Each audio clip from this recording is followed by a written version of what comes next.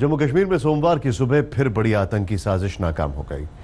Uri army camp पर हुए हमले की तर्ज पर वार करने के इरादे से आए इन 4 आतंकवादियों को सीआरपीएफ ने अपने कैंप पर घुसने की कोशिश करने के दौरान मार गिराया। ये आतंकवादी भारी गोला बारूद के साथ आए थे, लेकिन सीआरपीएफ के जाबाजों की मुस्तैदी और जम्मू कश्मीर पुलिस की फुर्ती से सभी के सभी आतंकवादी सिर्फ 45 मिनट में ढेर कर दिए गए।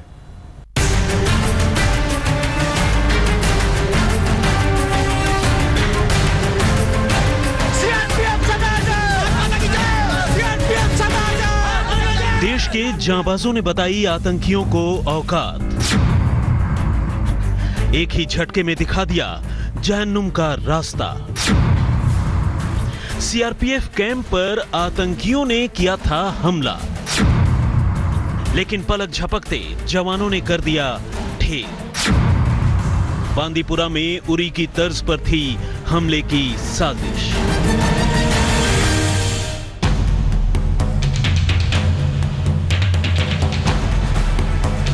मादरे वतन की हिफाजत में लगे सीआरपीएफ के जवान आज अगर सजग नहीं होते तो बहुत बड़ी अनहोनी हो जाती।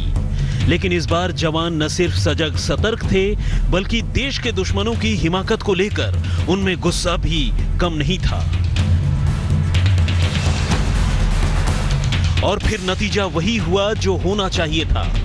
गंदे चूहों की मानिंद सरहद पार से सरक कर हिंदुस्तान में घुस आए आतंकवादियों को सीआरपीएफ ने वहीं पहुंचा दिया जहां उनकी सही जगह थी।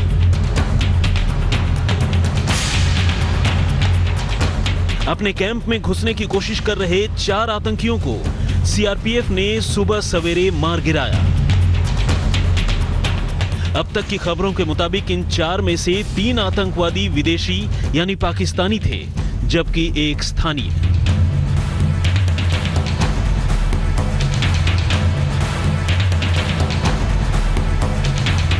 तभी सुबह कोई 3:45 का वक्त रहा होगा। पूरी दुनिया नींद के आगोश में गाफिल थी, लेकिन अपने नापाक इरादों के साथ 4 आतंकवादियों ने उत्तरी कश्मीर के बांदीपुरा इलाके में मौजूद सीआरपीएफ कैंप में घुसने की कोशिश की। ये आतंकवादी ग्रेनेड उछालने के बाद अंधाधुंध फायरिंग करते हुए कैंप के अंदर दाखिल होने की कोशिश कर रहे थे, लेकिन कैंप में तैनात संतरियों ने उन्हें चुन चुनकर मौत के घाट उतार दिया। ये एनकाउंटर करीब 45 मिनट तक चला और इन्हीं 45 मिनट में आतंकवादियों की साजिश की चिंदियां बिखर गई। जवानों ने एक आतंकी को तो हमले के चंद मिनट के अंदर ही ढेर कर दिया, लेकिन हकीकत समझ में आते ही बाकी के आतंकियों ने छुपने की कोशिश की, मगर इस बार दांव उल्टा पड़ गया। ये एक फिदायन हमला था और फिदायन सभी तरीके से तैयारी के साथ आए थे। उनके पास ऑटोमेटिक वेपन्स थे, ग्रेनेड्स थे, ग्रेनेड लॉन्चर्स थे, इंसेंडरी मटेरियल था। तो निश्चित रूप से अगर वो कैंप में प्रवेश कर जाते तो भारी नुकसान पहुंचाते। एक तरफ सीआरपीएफ तो थी ही, दूसरी तरफ से जम्मू कश्मीर पुलिस ने भी आतंकवादियों को घेर लिया और इस तरह अगले चंद मिनटों के अंदर सभी के सभी आतंकवादी ढेर हो चुके थे। जम्मू कश्मीर पुलिस की माने तो 4 में से 3 आतंकवादी किसी गुमनाम ठिकाने से हिंदुस्तान में घुस आए थे और फिर मौका देखकर उन्होंने कैंप पर हमला किया, लेकिन अपने इरादे में नाकाम हो गए। इत्तेफाक से ये सीआरपीएफ की वही बटालियन है जिससे चेतन चीता का ताल्लुक है। जी हां, सीआरपीएफ के वो जाबाज ऑफिसर जिन्होंने इसी साल के शुरुआती दिनों में ऐसे ही एक आतंकवादी हमले के दौरान न सिर्फ आतंकवादियों को उनकी छठी का दूध याद दिला दिया था, बल्कि अपने जिस्म में 9 गोलियां खाकर भी जिंदा रहे।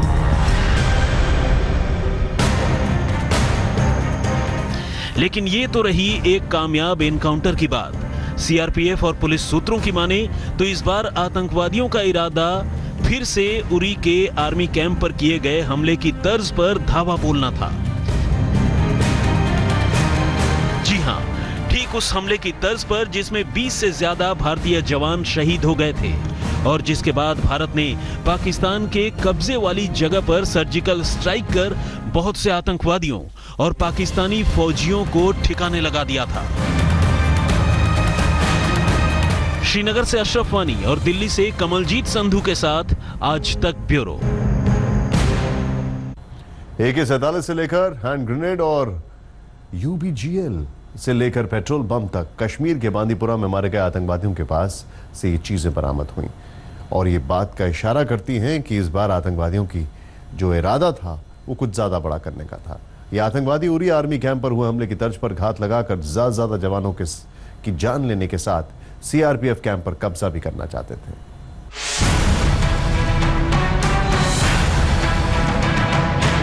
तो ऑब्वियस बात है, उनका जो मोटिव था ये था कि सडन अटैक को जो है सक्सेस किया जाए। बांदीपुरा में CRPF कैंप पर हमले के लिए पहुंचे सभी के सभी 4 आतंकियों को तो ठिकाने लगा दिया गया, लेकिन इस ऑपरेशन के बाद इन आतंकियों के पास से ऐसी चीजें मिली जिससे इस बात के संकेत मिल गए कि इस बार भी आतंकी उरी में आर्मी कैंप पर हुए अटैक की तर्ज पर हमला करना चाहते थे, लेकिन वक्त रहते CRPF और जम्मू कश्मीर पुलिस के जवानों ने उसे नाकाम कर दिया। सूत्रों की माने तो इन आतंकवादियों के पास से बड़ी मात्रा में गोला बारूद के अलावा 3 पेट्रोल बम और दूसरी ज्वलनशील चीजें बरामद हुई, जिनका इस्तेमाल ये आतंकी कैंप पर कब्जा करने के बाद आग लगाकर ज्यादा से ज्यादा नुकसान पहुंचाने के लिए करना चाहते थे, लेकिन ये मुमकिन नहीं हुआ। CRPF और पुलिस ने इन आतंकवादियों के पास से 4 AK-47 राइफल, 140 कारतूस, 11 magazine, 7 UBGL, 9 hand grenade, 4 pouch, 3 बोतल पेट्रोल, 2 कलाई घड़ी, 1 बैग और 1 UBGL थ्रोवर बरामद किया। इतनी बड़ी तादाद में गोला बारूद और दूसरी चीजों को देखकर अब पुलिस को भी इस बात का शक है कि आतंकवादियों की साजिश कहीं बहुत बड़ी थी। पुलिस की माने तो हाल के दिनों में पाकिस्तानी आतंकवादियों ने ऐसी एक नहीं कई साजिशों को अंजाम देने की कोशिश की है, लेकिन हर बार उन्हें मुंह की खानी पड़ी है। खासकर उत्तर कश्मीर में हालात बिगाड़ने की कोशिशें लगातार जारी हैं। अभी पिछले दिनों उत्तर कश्मीर के ही काजीगुंड इलाके में आतंकवादियों ने सेना के काफिले पर हमला किया था। 3 जून को ही जम्मू श्रीनगर हाईवे पर सेना के काफिले पर हुए आतंकी हमले में 2 जवान शहीद हुए थे, वहीं 4 अन्य जवान घायल हो गए थे।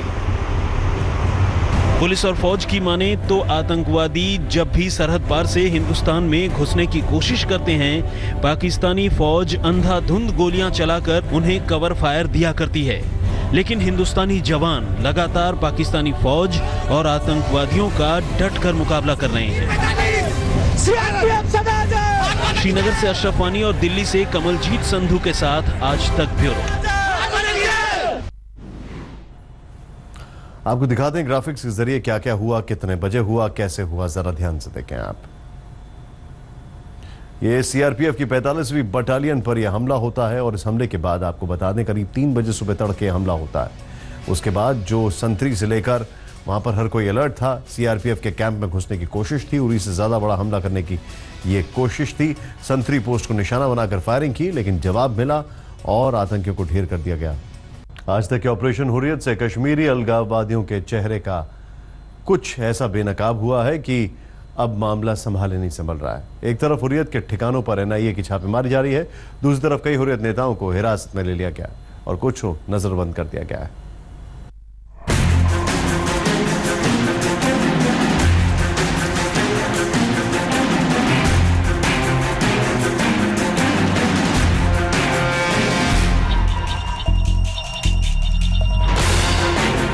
आज तक ने अपने स्टिंग ऑपरेशन में जम्मू कश्मीर के अलगाववादी नेताओं की पाकिस्तान परस्ती और विदेशी फंडिंग के दम पर घाटी को अशांत करने की साजिश की ऐसी बखिया उधेड़ी कि हुर्रियत से अब मामला संभाले नहीं संभल रहा है।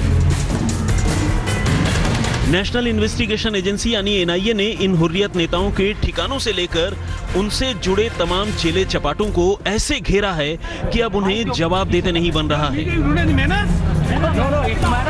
और अब तो आज तक के इस ऑपरेशन हुर्रियत का सबसे बड़ा असर यही है कि अलगाववादी नेता यासीन मलिक को हिरासत में ले लिया गया है, जबकि मीर वाइज उमर फारूक को नजरबंद कर दिया गया है।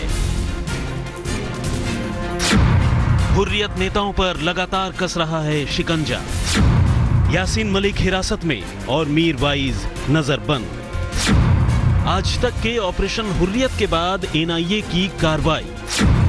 हुर्रियत का विदेशी फंडिंग और टेरर कनेक्शन बेनकाब। आज तक के खुलासे के बाद एनआईए की बड़ी कार्रवाई से बौखलाए हुर्रियत नेताओं ने आज सुबह श्रीनगर में मीटिंग बुलाई है, लेकिन जम्मू एंड कश्मीर पुलिस ने किसी भी तरह हुर्रियत नेताओं को मीटिंग करने की इजाजत नहीं दी है।